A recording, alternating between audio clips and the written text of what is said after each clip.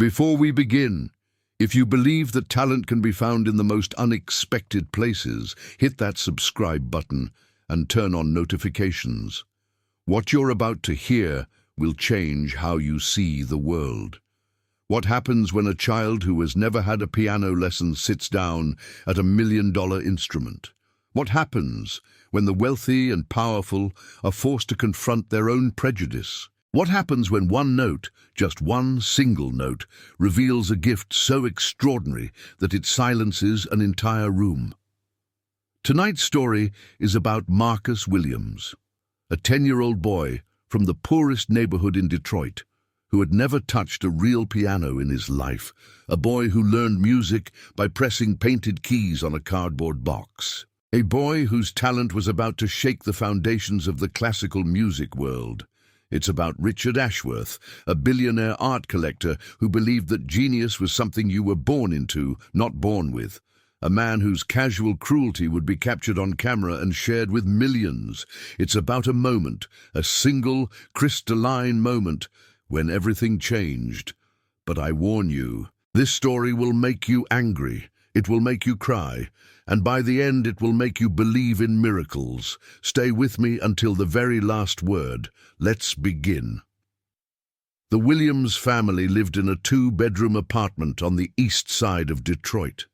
It wasn't much. Peeling wallpaper, radiators that clanked and groaned through the winter, windows that let in the cold no matter how much plastic sheeting Marcus's mother taped over them.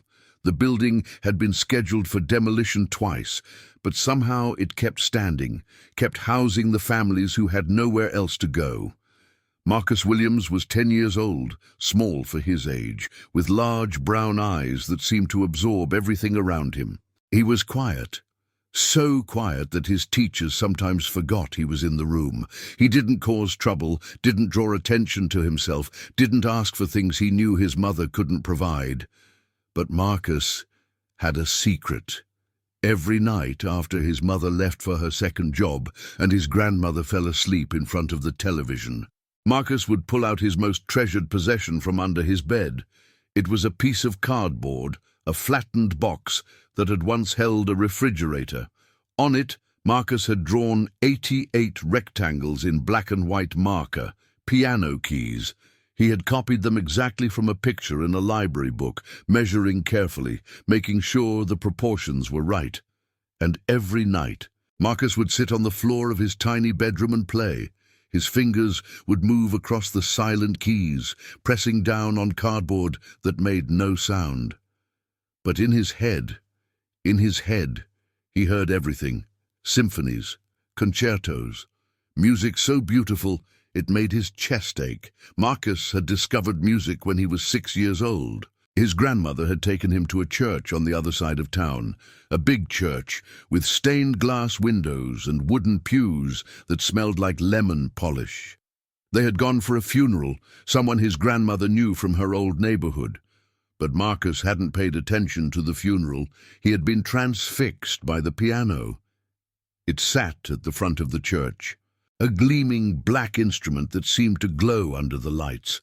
And when the pianist began to play a hymn, something slow and mournful, Marcus felt something shift inside him, like a door opening, like coming home to a place he had never been. After the service, while the adults talked and ate casseroles in the church basement, Marcus had crept back into the sanctuary. He had approached the piano like it was a wild animal that might startle. He had reached out one finger and pressed a single key. The note that rang out was the most beautiful thing he had ever heard. "What are you doing?" Marcus spun around. The pianist, an older woman with grey hair and kind eyes, was standing in the doorway. "I'm sorry," Marcus whispered. "I just wanted to hear it." The woman smiled. "Do you want to learn?" For the next hour, she showed him the basics: how to sit, how to position his hands, how to read the notes on the page. Marcus absorbed everything like a sponge, his small fingers finding the keys with an accuracy that made the woman's eyes widen. "You have a gift," she told him, "a real gift. You should take lessons." But lessons cost money. And money was something the Williams family didn't have. So Marcus taught himself. He checked out every book about piano from the library. He watched videos on the ancient computer at the community center. He memorized pieces by listening to recordings over and over, then recreating them on his cardboard keyboard, hearing the music in his mind. By the time he was 10, Marcus could play silently on cardboards pieces by Chopin, Beethoven, and Mozart. He knew music theory that most college students hadn't mastered. He had composed his own pieces, writing them down in a notebook with hand-drawn staff lines. But he had never touched a real piano again, not until the day everything changed. Richard Ashworth was the kind of man who believed his wealth was proof of his superiority. He had inherited his fortune. 3 generations of Ashworths had built an empire in steel and manufacturing. But he spoke about money as if he had earned every penny through his own genius. He collected art, not because he loved it, but because owning a Picasso or a Monet was a way of keeping score. He donated to charities, not out of compassion, but because his accountants told him it was good for taxes. At 63, Richard Ashworth had everything money could buy and nothing that money couldn't. His wife had left him years ago, tired of being another possession in his collection. His children visited only when they needed something. His friends were business associates who laughed at his jokes because he was rich, not because he was funny. But Richard didn't see any of this.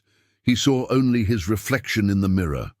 A successful man, a powerful man, a man who deserved everything he had. The Ashworth Foundation Gala was the social event of the Detroit season. Every year, Richard opened his mansion to the city's elite, politicians, business leaders, celebrities, and the old money families who had ruled Detroit for generations. The official purpose was to raise money for underprivileged youth, though most of the money went to administrative costs and fancy dinners. This year, someone on the foundation's board had suggested something different. Instead of just writing checks, why not actually invite some underprivileged youth to the gala? Let them see how the other half lived. Give them something to aspire to. Richard had agreed, mostly because it would look good in the press coverage. And so, on a cold Saturday in December, a bus pulled up to the Ashworth mansion, carrying 30 children from Detroit's poorest neighborhoods. They had been selected by their schools, good students, well-behaved kids who wouldn't embarrass anyone. Marcus Williams was among them. He had been chosen because his teacher, Mrs. Patterson, had seen something special in him. She didn't know about the cardboard piano or the secret hours of practice. She just knew that Marcus was different, quieter, deeper, more observant than the other children. "This will be good for you," she had told him. "You'll see things you've never seen before." She had no idea how right she was. Marcus had never seen anything like the Ashworth mansion.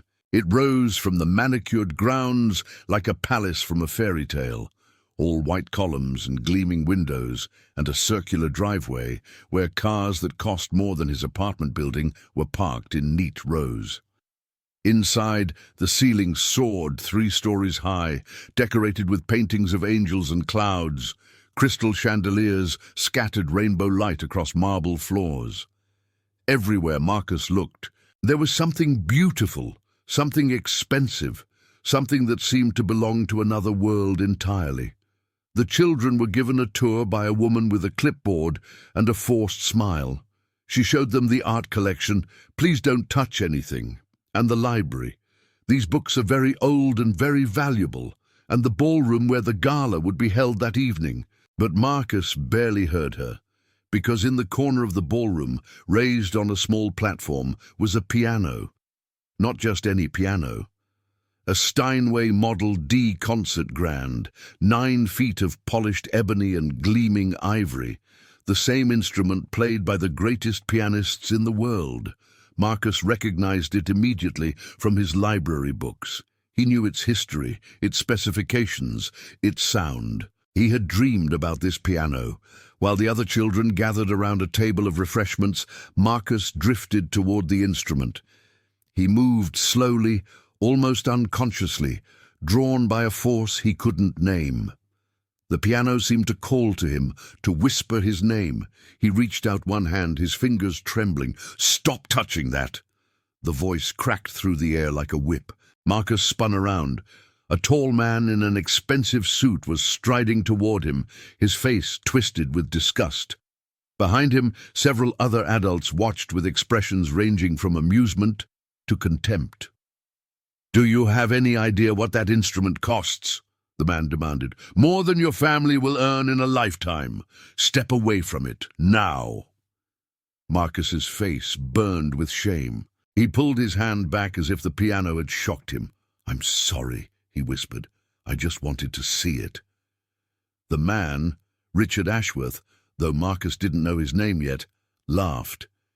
It was a cruel sound, designed to humiliate. "See it? What would you even know about it? Do you even know what it is?"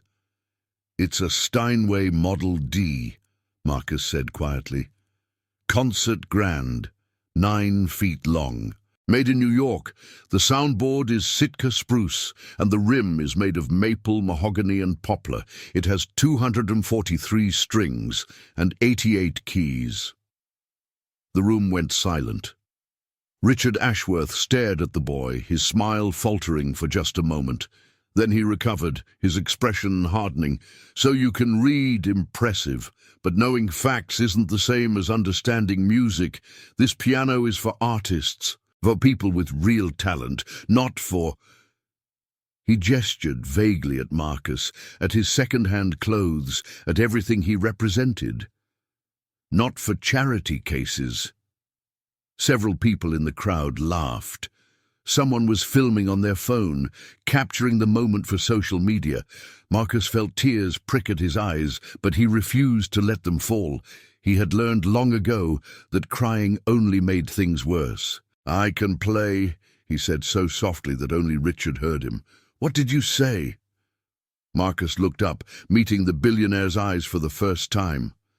"I said I can play. If you let me, I can show you." Richard Ashworth threw back his head and laughed, a big theatrical laugh designed for the audience. "You can play a concert grand Steinway. This I have to see." He gestured magnanimously toward the piano. "Go ahead then. Show us what you've got. This should be entertaining." He turned to the crowd, winking. $5 says he doesn't know where Middle C is." More laughter. More phones raised to capture the humiliation. Marcus walked to the piano bench and sat down. The seat was leather, soft and cool. The keys stretched before him, real ivory and ebony, not marker on cardboard. He could smell the wood, the polish, the history of the instrument. For a moment he just sat there, his hands in his lap. "Well?" Richard called out. "We're waiting. Or have you changed your mind?" Marcus placed his hands on the keys, and he began to play. The first note rang out like a bell. It was a single note, a C, pure and clear, hanging in the air of the ballroom like a question waiting to be answered. The acoustics of the room caught it, amplified it, sent it soaring to the painted ceiling and back down again. Richard Ashworth's smile flickered, because that note, that single simple note, was perfect. The touch, the pressure, the release. It was the note of someone who understood the piano at a fundamental level, who knew how to coax beauty from the instrument. Then Marcus played another note, and another. The opening bars of Chopin's Ballade No. 1 in G minor filled the room. It was one of the most difficult pieces in the classical repertoire, a work that professional pianists spent years mastering. It required not just technical skill, but emotional depth, an understanding of loss and longing and hope that seemed impossible for a child to possess. Marcus played it like he had been born for this moment. His small hands moved across the keys with a fluidity that defied explanation. The music poured out of him, not mechanically, not like someone who had memorized the notes, but organically, like the piano was an extension of his body, like the music was his native language. The room had gone completely silent. The laughter had died. The phones were still recording, but the people holding them had forgotten they were there. Everyone, the wealthy donors, the foundation staff, the other children from the bus, stood frozen, transfixed by what they were witnessing. Richard Ashworth's face had gone pale. The ballade built to its first climax, Marcus's fingers flying across the keys in a cascade of notes that seemed physically impossible. Then it softened, became tender, became heartbreaking. Marcus closed his eyes and tears streamed down his face as he played. Not tears of sadness, but tears of release, of finally being able to express what had been locked inside him for so long. The music spoke of everything he had never been able to say, of nights spent on a cardboard piano, dreaming of this moment, of poverty and hunger and the constant grinding weight of being invisible, of beauty found in unexpected places, of hope that refused to die. The piece lasted 12 minutes. When the final notes faded into silence, no one moved, no one spoke. The only sound was Marcus's quiet breathing and the soft creak of the piano bench as he sat back. Then, from somewhere in the crowd, someone began to clap. It was slow at first, a single pair of hands. Then another joined, and another. Within seconds, the entire room had erupted into applause, a standing ovation that shook the chandeliers and rattled the windows. People were crying. Hardened businessmen wiped their eyes.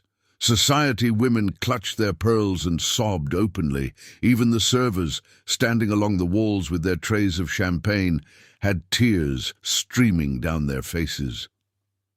Marcus sat at the piano, overwhelmed, not understanding what was happening, and Richard Ashworth stood in the middle of his own ballroom, surrounded by his wealthy friends, and felt something he hadn't felt in decades: shame.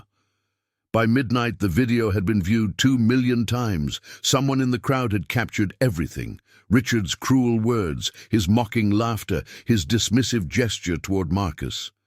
And then, the music. The incredible, impossible music that had silenced the room.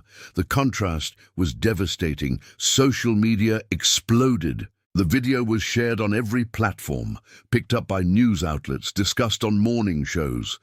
Thus, piano prodigy and Ashworth shame trended worldwide.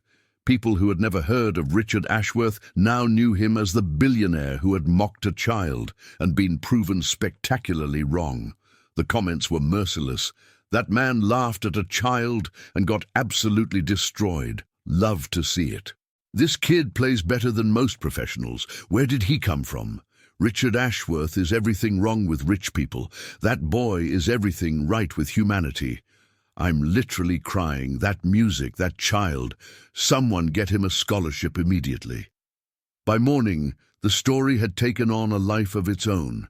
Journalists tracked down Marcus's school, his neighborhood, his family. They discovered the cardboard piano. Someone had photographed it through the window of the Williams apartment, and the story became even more powerful. A boy who had taught himself to play on painted cardboard. A prodigy hidden in plain sight. A talent that poverty had almost buried forever. The offers started pouring in. Juilliard called, the Curtis Institute called, the Royal Academy of Music in London called, scholarship offers, performance invitations, recording contracts, all for a 10-year-old boy who had never had a single lesson. Marcus's mother, Denise Williams, was overwhelmed. She was a nursing assistant who worked double shifts to keep the lights on. She had never imagined anything like this. She had never even known about the cardboard piano, about the hours her son spent practicing in silence. "Why didn't you tell me?" she asked Marcus, tears in her eyes. "Why didn't you say something?" Marcus shrugged, the way children do when they don't have words for what they feel. "I didn't want to make you sad. I knew we couldn't afford lessons. I didn't want you to feel bad." Denise pulled her son into her arms and held him tight. "You're never going to play on cardboard again," she whispered. "I promise you, never again." Richard Ashworth's public relations team went into crisis mode. The video was a disaster, the kind of viral moment that could destroy a reputation built over decades. Sponsors were pulling out of Ashworth Foundation events. Business partners were reconsidering their relationships. His own children had called, not to offer support, but to express their embarrassment. "You need to apologize," his PR director said, "publicly, immediately, and it needs to be good." Richard resisted at first. Apologizing meant admitting he was wrong, and Richard Ashworth was never wrong. He was rich, which meant he was right. That was how the world worked. But the pressure was relentless. His stock prices were dropping. His board was asking questions. His name, once synonymous with success, was becoming synonymous with cruelty. 3 days after the gala, Richard Ashworth held a press conference. He stood at a podium in front of his mansion, surrounded by cameras and microphones, and read from a prepared statement. "I want to apologize to Marcus Williams and his family for my behavior at the Ashworth Foundation Gala. My words were thoughtless and hurtful. I made assumptions based on appearance rather than character, and I was wrong. Marcus is an extraordinary young man with an extraordinary gift, and I'm deeply sorry for the way I treated him." He paused, looking up from the paper. "I would also like to announce that the Ashworth Foundation will be establishing a full scholarship fund for Marcus's musical education, covering all expenses through college and beyond. Additionally, I am personally donating $1 million to music programs in Detroit public schools, so that other children like Marcus will have the opportunity to discover and develop their talents." The cameras flashed. Reporters shouted questions. Richard answered them with practiced smoothness, saying all the right things about second chances and learning from mistakes and the importance of nurturing young talent. But watching from home, Marcus felt something was wrong. He couldn't explain it. He was only 10, and the adult world of PR and reputation management was beyond his understanding. But something in Richard Ashworth's eyes, something in the way he spoke, told Marcus that the apology wasn't real. It was a performance, just like everything else in that mansion. Marcus was right to be suspicious. Behind closed doors, Richard Ashworth was furious. Not at himself, never at himself, but at the situation, at the boy who had humiliated him, at the world that had turned against him over a moment of honesty.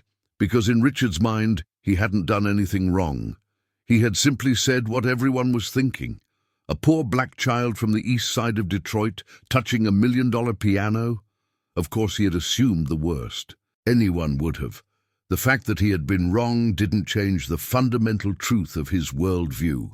Marcus Williams was an anomaly, a freak occurrence, a 1 in a million exception that proved the rule. Most children like him would never amount to anything. Richard had simply been unlucky enough to encounter the exception.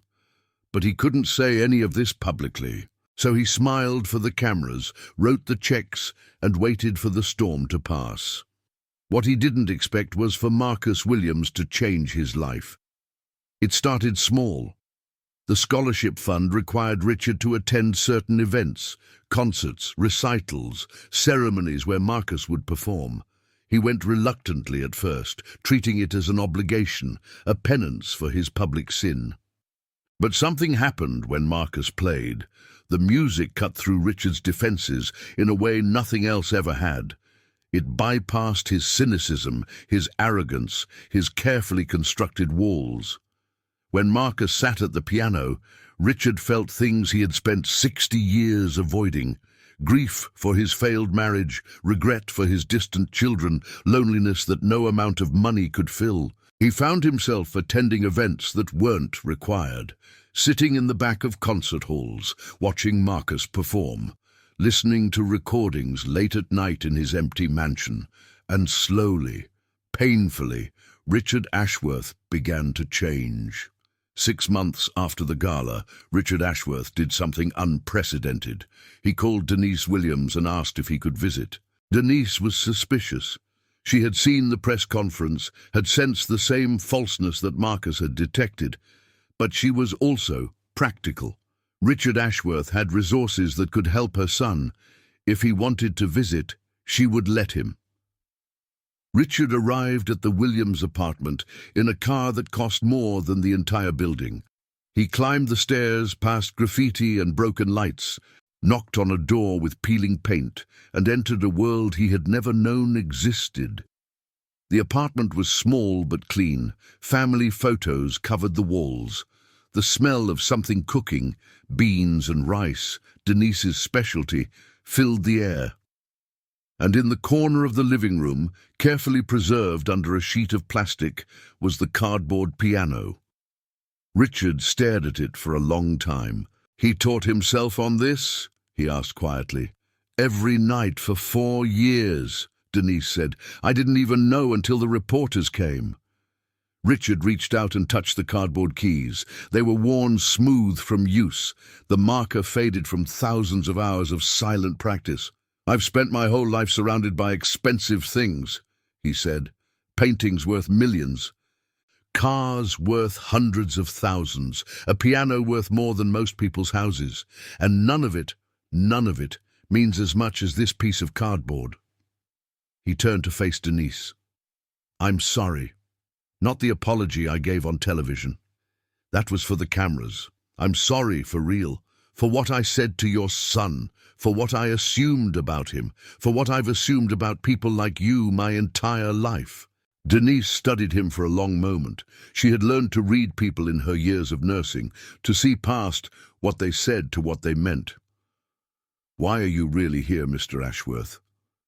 Richard sat down heavily on the worn couch. "Because I'm 63 years old, and I just realized I've wasted my entire life. I have more money than I could spend in 10 lifetimes, and I have nothing. No one who loves me. Nothing I've created, nothing that matters." He looked up at her with eyes that had finally learned to see. "Your son has more talent in his little finger than I have in my entire body. He taught himself to play Chopin on a cardboard box. He's 10 years old, and he's already more of a man than I've ever been." He paused, struggling with words that didn't come easily.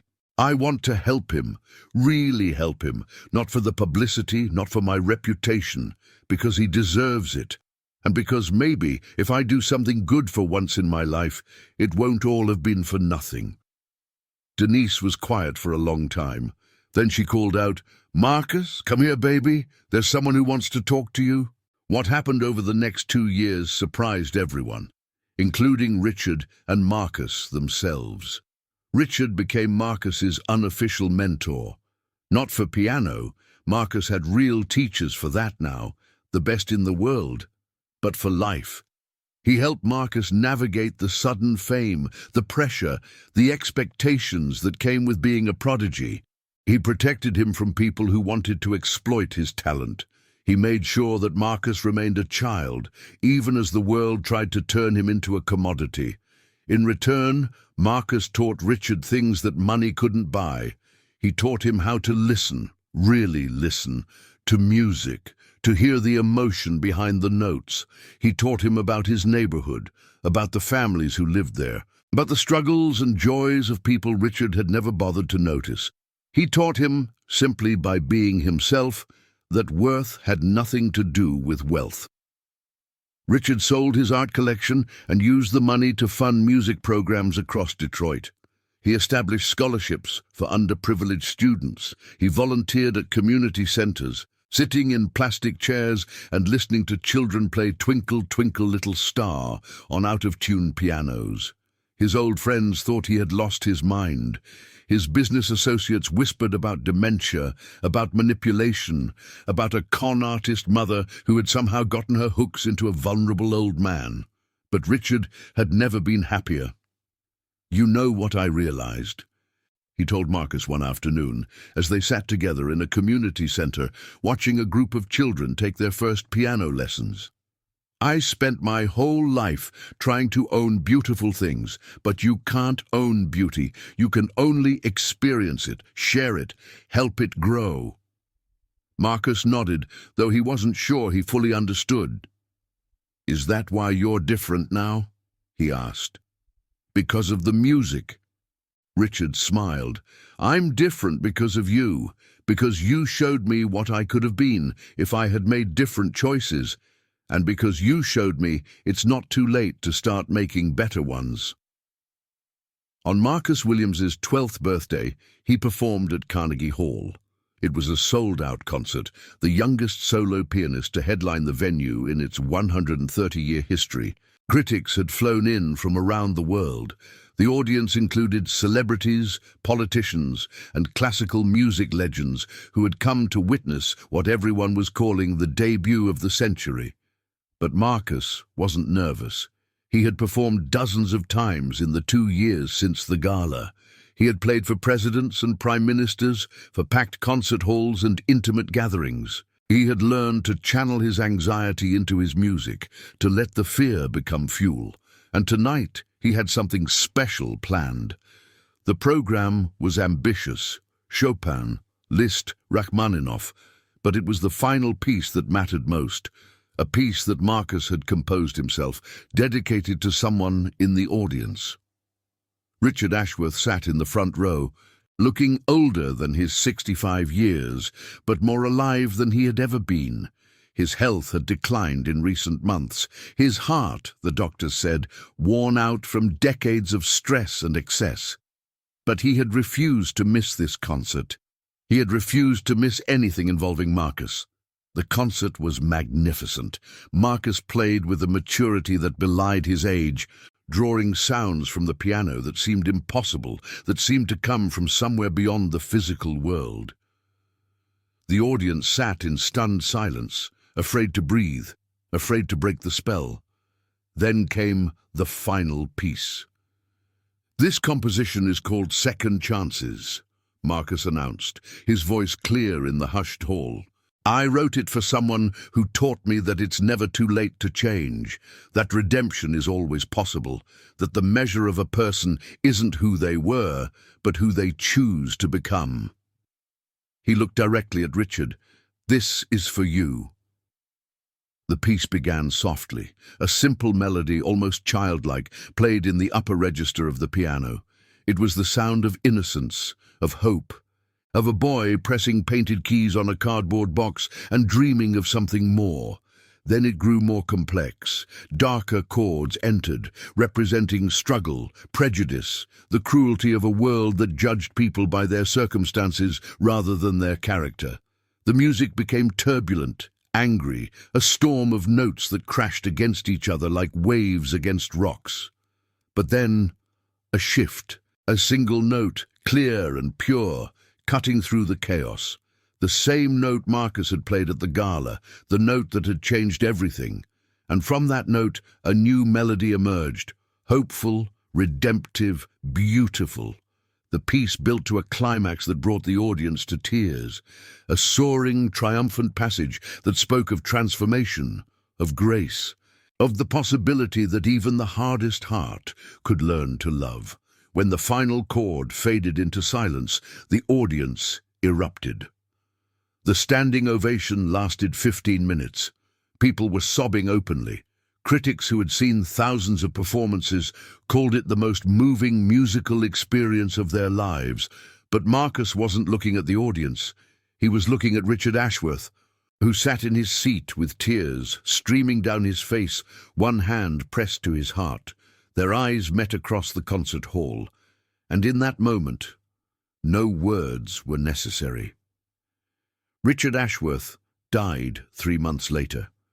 He passed peacefully, in his sleep, in the mansion that had once been a monument to his ego and had become, in his final years, a center for music education and community gatherings. Marcus was at his bedside, along with Denise and Richard's children, who had reconciled with their father in his final months, drawn back by the change they had witnessed in him. The funeral was unlike anything Detroit had ever seen. Thousands of people lined the streets, not the wealthy elite who had once been Richard's peers, but ordinary people, children from the music programs he had funded. families he had helped, teachers and social workers and community organizers who had seen firsthand the impact of his transformation. Marcus played at the service.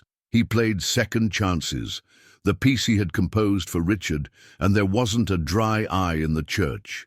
In his will, Richard left the bulk of his fortune to the Ashworth Williams Foundation, a new organization dedicated to finding and nurturing musical talent in underserved communities. He left his mansion to be converted into a music school. He left his Steinway, the same piano that Marcus had played at the gala, to Marcus himself, but the most precious bequest was a letter. "Dear Marcus," it read, "by the time you read this, I'll be gone. But I want you to know that the last 2 years of my life were the best years of my life. You gave me something I didn't deserve, a second chance. You showed me that it's never too late to become the person you were meant to be. I spent 60 years accumulating things, money, art, property, power. None of it mattered. None of it made me happy. None of it will be remembered. But you will be remembered. Not just for your music, though your music is extraordinary. You'll be remembered for your kindness, your grace, your ability to see the good in people, even people who don't deserve it. Keep playing, Marcus. Keep sharing your gift with the world, and when you meet people like the man I used to be, arrogant, cruel, blind to their own prejudice, don't give up on them. Show them what you showed me, that beauty can be found in the most unexpected places, that talent doesn't care about money or status or the color of someone's skin. That one note, played with enough love, can change everything. Thank you for saving my life, even if you couldn't save it for very long.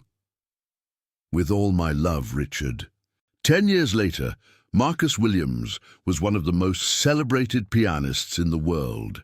He had performed on every major stage, won every major award, recorded albums that had gone platinum.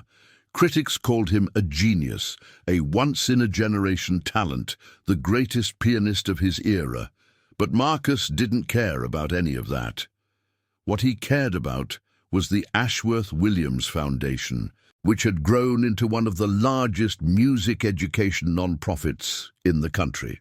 What he cared about was the thousands of children who had discovered their own talents through programs he had helped create. What he cared about was the music school in Richard's former mansion, where students from all backgrounds learned side by side. And what he cared about was the cardboard piano. It still existed, preserved now in a glass case in the lobby of the music school. Children walked past it every day, touching the glass, reading the plaque that told the story of a boy who had taught himself to play on painted cardboard. Marcus visited it often. He would stand in front of the case, remembering the nights he had spent on the floor of his tiny bedroom, pressing silent keys and dreaming of something more. "Mr. Williams." Marcus turned. A young girl, maybe 8 or 9, with braids and bright eyes, was standing behind him. "I'm sorry to bother you," she said shyly, "but I just wanted to say, I started playing piano because of you, because of your story. My mom couldn't afford lessons, but the foundation gave me a scholarship, and now I practice every day." Marcus knelt down to her level. "What's your name?" "Destiny." "That's a beautiful name. Do you like playing piano, Destiny?" The girl's face lit up. "I love it. It's like the music was always inside me, and the piano lets it come out." Marcus smiled. He knew exactly what she meant. "Can I tell you a secret, Destiny?" She nodded eagerly. "The music isn't in the piano. It's in you. The piano is just a tool, a way to share what's already there. You could play on the most expensive instrument in the world or on a cardboard box, and the music would be the same, because it comes from here." He touched his chest, over his heart. "Never forget that. No matter what anyone tells you, no matter how they try to make you feel small, the music is yours, and no one can ever take it away." Destiny's eyes were shining. "Will you sign my music book?" she asked. Marcus laughed. "I'll do better than that. How about I give you a lesson, right now, if you have time?" The girl's mouth fell open. "Really? You would do that?" "Of course. That's what we do here. We share what we have. We help each other grow." He stood and offered her his hand. "Come on, let's go make some music." "Stop touching that." 4 words. 4 words spoken by a man who thought he knew everything, to a boy he assumed was nothing. But that boy was everything. Marcus Williams didn't just become a great pianist. He became a symbol of hope, of resilience, of the extraordinary potential that exists in every child, regardless of their circumstances. He proved that genius doesn't care about zip codes or bank accounts. That talent can bloom anywhere, even on a cardboard piano in a crumbling apartment on the east side of Detroit. And Richard Ashworth learned the most important lesson of his life in the final years of that life. He learned that wealth means nothing without purpose, that power means nothing without compassion, that the measure of a man isn't what he accumulates, but what he gives away. He learned that one note, one single, perfect note, can shatter every assumption, every prejudice, every lie we tell ourselves about who deserves success and who doesn't. He learned that it's never too late to change. What would you do if someone told you to stop reaching for your dreams? What would you do if the world laughed at your ambitions, dismissed your potential, wrote you off before you even had a chance? Would you give up? Would you accept their judgment? Or would you sit down at that piano, real or cardboard, it doesn't matter, and play? Marcus Williams answered that question in a billionaire's ballroom, with a single note that changed everything. He proved that talent is talent, regardless of where it comes from. He proved that the powerful don't get to decide who matters. He proved that sometimes the most beautiful music comes from the most unexpected places. If this story moved you, drop a comment telling me what moment hit you the hardest. Was it the cardboard piano, the first note, Richard's transformation? I want to hear from you. Subscribe to this channel if you haven't already. We tell stories like this every week, stories about ordinary people who refuse to let the world define them. Share this video with someone who needs to hear it. Someone who's been told they're not good enough, someone who's been laughed at for their dreams, someone who's playing on their own cardboard piano, waiting for their moment. Tell them Marcus Williams' story. Tell them to keep playing, because you never know who's listening. Thank you for watching. Thank you for believing. Thank you for being here. Until next time.